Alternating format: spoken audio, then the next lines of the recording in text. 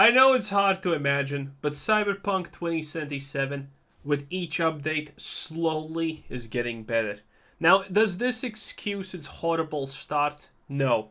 And well, 2 or 3 years later, it's still not exactly in the position that we wanted to be in, but, well, new things are slowly happening. Right off the bat, in this new Cyberpunk 2077 trailer, we can see new mechanics on display, with some of the overhauled cyberware functionality that was promised being showcased finally. As it looks like now, if you do have the reinforced tendons that double jump cyberware, you are going to literally be able to leap off of motorcycles in epic fashion. And immediately after that, we can see a new mid-air dash ability being used, Okay, that's likely cool. tied to the new relic skill tree. Because yes, earlier today, Cyberpunk 2077 got an epic new gameplay trailer at Gamescom's opening night live. This showing off many of the new features coming with. Imagine Gamescom actually showing something of value. Kinda unbelievable, but here we are. Phantom Liberty and the newly revealed patch 2.0. Nice. And I'm able to have a pretty unique perspective on a lot of this because I was fortunate enough to be invited by CDPR to play about an hour of Phantom Liberty earlier this summer. So I was able to actually use many of these new features, although now we're only just getting our first publicly released gameplay of them. So yes, the new Ways to Play gameplay trailer opens with a showcase of some new cyberware abilities. This being quite exciting, as one of the advertised features of this update was more cyberware feeling cyberware. And getting to launch yourself off of a motorcycle. Cyberware feeling cyberware is, well, an interesting way to put it, I'm not gonna lie. With some bionic legs does feel like a perfect example of that. Although funny enough, what we're actually seeing here in this opening is a new repeatable piece of content with Airdrop Missions. These missions will seemingly be given by the fixer Mr. Hands while you're in Dogtown. As we saw some of in a previous trailer, Dogtown, the new district with Phantom Liberty, will feature a thriving black market. And we honestly, with all of these updates that they are slowly dripping into Cyberpunk, it is becoming more of a multiplayer game than anything. Because, you know, things like airdrops and whatnot are cool, but I think that's a multiplayer cooler thing, you know? Actually get a glimpse of this here later on in the trailer. So on one hand, this is a pretty cool in-world reason for some of the new items that are added to the game. We're seeing a new black market with Dogtown, where illegal items are sold that you wouldn't typically be able to find in other areas of Night City, hence a bunch of new items available to us. But as a result, there are airdrops being flown around all over, and occasionally these are going to land in the wrong place and as a result be up for grabs, both for you as well as other soldiers. And that's what we're seeing here in this opening, an airdrop randomly dropping, and this is truly random from a game. 50 years into the future and they're still using Amazon delivery. At least there's no, you know, pigeons that are attacking this thing or hawks or anything. Wow. Gameplay perspective. This is a new radiant piece of content, that meaning that it's constantly happening in the background as you're playing and will always be random. And in fact, in Phantom Liberty, this isn't even the only piece of radiant content. In addition to airdrop missions, there'll also be courier missions in Dogtown, but we don't know much about those. And in this trailer, we're able to see some new Barghest soldiers around the airdrop. This is going to be the main group in control of Dogtown. They're going to even replace the NCPD in this district. You're going to be fighting these guys pretty often, and they're going to be led by Kurt Hansen, who is the ruler of Dogtown. But as we transition to some of these new weapons, this is where an important disclaimer has to I'm not gonna lie, half of them look cheap and shit. At least the first three. To come up. As of right now, it's not entirely clear what is free versus paid, which is going to be a pretty important factor as we go through this trailer overall. We're getting both Phantom Liberty, a new paid expansion for Cyberpunk, as well as Patch 2.0, a new free update.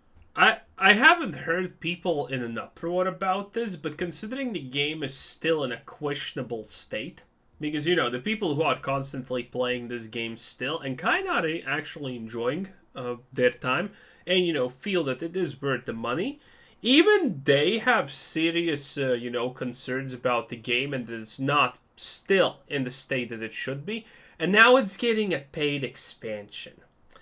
I mean, I kind of remember promise that was given to us by CDPR that, well, they're gonna fix the game, okay? They're gonna fix the absolute atrocious mess that they released. And, well, you know, how many years has it been? And now we're getting a paid update? Well, still some things are not exactly in the condition that, you know, players would want it.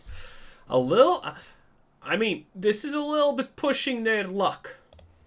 for Cyberpunk right around the same time. Phantom Liberty is going to run you $30, and if you haven't picked it up yet, you can even get it DRM free on GOG using my affiliate link down below. But we do know that some features are expansion only and as such paid content, like getting access to the district itself or even the new relic tree will only be a part of this expansion. But when it comes to things like new weapons, I mean, the fact that the relic tree is going to be a paid thing just feels kind of shady and bad, you know? Which we're about to go over, we don't actually know what of these are paid versus what of these are free, or maybe all of these are going to be a free update. So as we go through this entire video, just keep that in mind. With many of these features, we don't exactly know whether it's free content or paid content. But looking at these new weapons, they show off one for basically every category, and even show off 2 new sniper rifles. The design of these look epic, with a notable curiosity being the Hercules, which is going to be some kind of prototype special weapon firing toxic rounds. In some of the previously shared gameplay, we have seen some of these weapons in action, notably Order, the new electrically assisted shotgun, and Warden, the new special Barghest Smart SMG. But we do get some more direct footage of one of the new sniper rifles that seems like it's going to have a 3-round mag and be a smart sniper rifle, as well as we are finally going to be getting a proper thermal katana in game. The thermal katana was actually shown in some of the original marketing for Cyberpunk 2077, but ended up being cut before the release of the game. Because the game wasn't ready. Of course, it's going to have cut content if the game is not even functional at that point.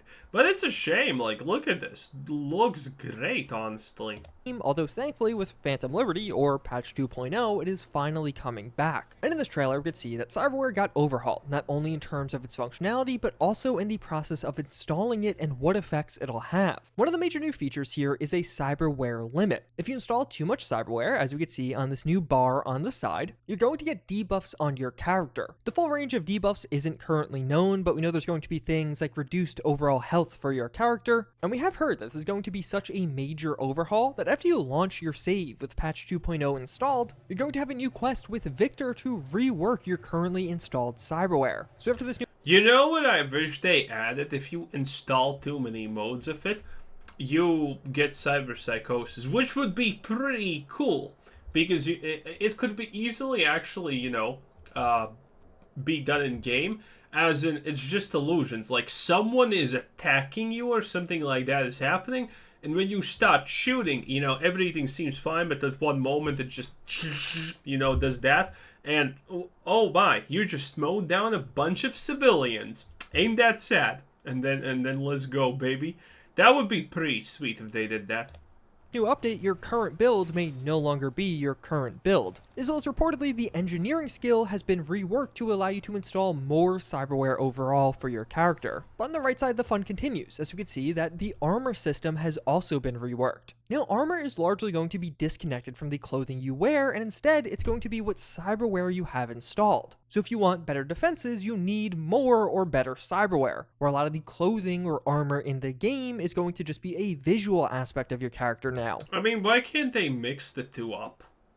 Seems like a simple and reasonable solution. In addition to the new visuals from within the trade menu, like we could see here, reportedly there's also going to be new animations that will play as you install cyberware on your character. So you could actually see the Ripper Doc installing that cyberware at least to some degree. But then we do get a complete view of that motorcycle scene from earlier. And we can see the ending now, where we use an epic new slam ability with a melee weapon. This very likely being tied to a reworked perk in the game. This transitions us to the perk segment of the video, and we can see some of the new... Honestly,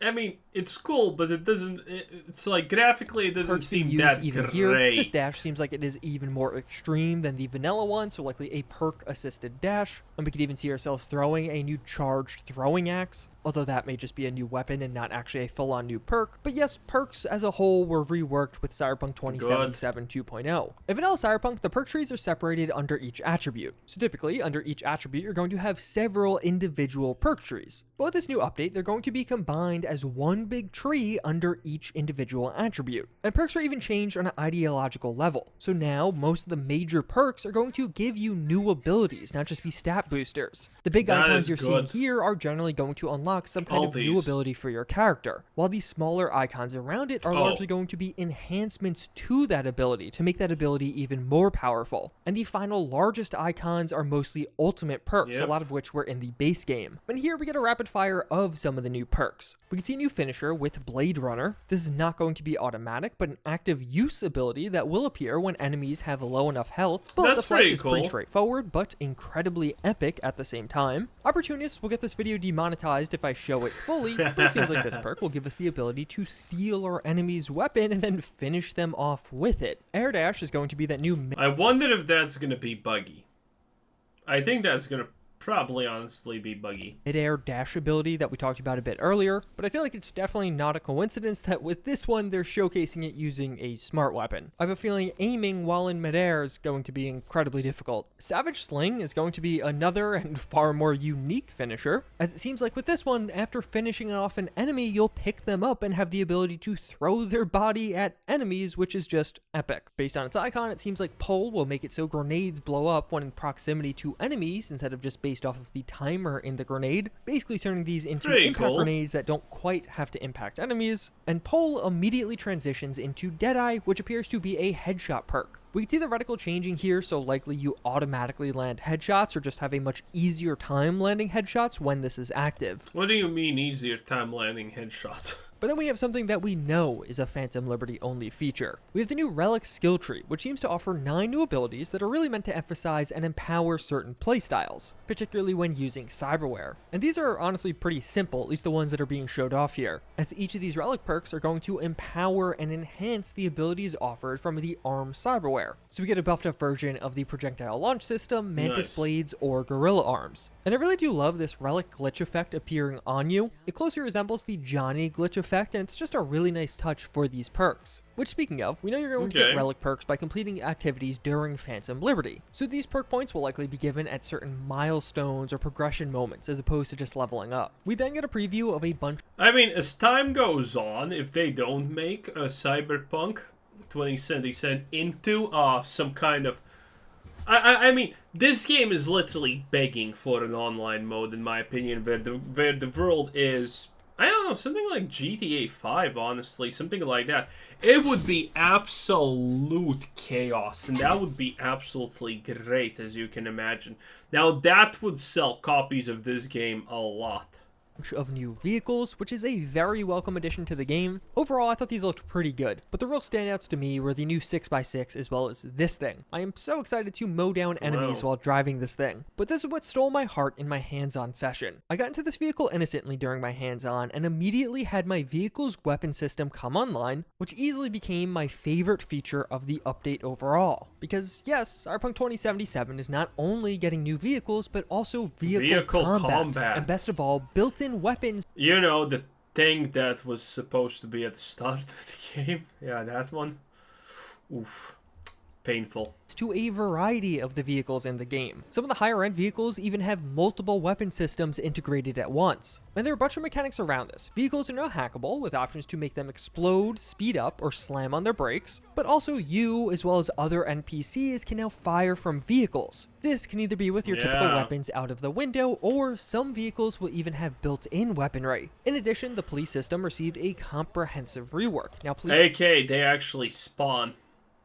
But not on you, literally directly out in front of you. What a change. Police will spawn in cars a short distance away from you instead of just being on foot. And it goes much further than that, with Max Tech actually dropping from airships now, as well as having other overhauls, and even police roadblocks can be set up in the game, this likely being a potential car chase response that could spawn around you. And towards the end of this trailer, we see a preview of all of So many years, but we're returning to GTA 2 things. What a time to be alive. the major I'm features coming joking. with patch 2.0 and Phantom Liberty. And like I mentioned earlier, we don't know exactly which feature is a part of which content drop, but the notable new mentions here are going to be the level cap increase and the combat AI overhaul. Those haven't really been showcased too much, but they seem like they'll definitely have a major impact on gameplay. And at the end of the preview, we seem to get introduced to a new character that is likely going to be involved in the Phantom Liberty storyline overall. Okay, After the pretty trailer cool. and opening night live, we get a reveal of Cyberpunk 2077 2.0. This is going to be the name of the new update, and a very fitting one at that. And we learn about all of this from Eula Primac, which is going to be a gameplay designer at CDPR that presented at opening night live. Overall, I felt like this was another incredible I mean, if you're doing a game show and your presenter is not a woman of your company, you're probably doing it wrong. No, literally, every single time. Trailer from CDPR, but not without fault, as I think there are two major issues with the marketing for Phantom Liberty overall. The trailer itself was amazing. It gives us a clear look at how Cyberpunk 2077 is truly evolving into the game we always hoped it would be, and how this is really much more than It's taking years, though. just an expansion. It's clearly a comprehensive overhaul of the base game as well. But there's two major issues here. One, I think CDPR needs to Hot. Let me just look at mommy. Nice. One, I think CDPR Man, you know what's the best part about Cyberpunk? Everyone wants to stick their dick into crazy, but cyber psychosis takes that to the next level, you know what I'm saying? needs to do a better job at differentiating what is a paid feature versus a free one. I'm sure there's a fair few people out there that maybe just didn't ever get into Cyberpunk. It had a highly controversial release. Maybe this is just now when some people are going It was barely playable at the start for most people. To jump in for the first time. So you see these new trailers, you see it being mentioned as a 2.0 update, which has a free connotation around it, not realizing that, oh, a bunch of these features actually are going to be behind an expansion paywall. And I think just a better view of what's free versus paid would go a long way. And the other issue is a much smaller one, but it's around the odd release timing. It's been confirmed multiple times now. If they release what's gonna be free and what's not gonna be free before the launch, they're just gonna create controversy because people are gonna be pissed that most likely some things that should have been in the base game are literally gonna be behind a paywall now, yet again. And yeah, I think this is gonna have some controversy. Like, Cyberpunk is slowly improving. Slowly improving, but man, it's taking them years, and now they're repackaging things that they promised at the start of the game into expansions. It seems like, which is definitely gonna be an issue.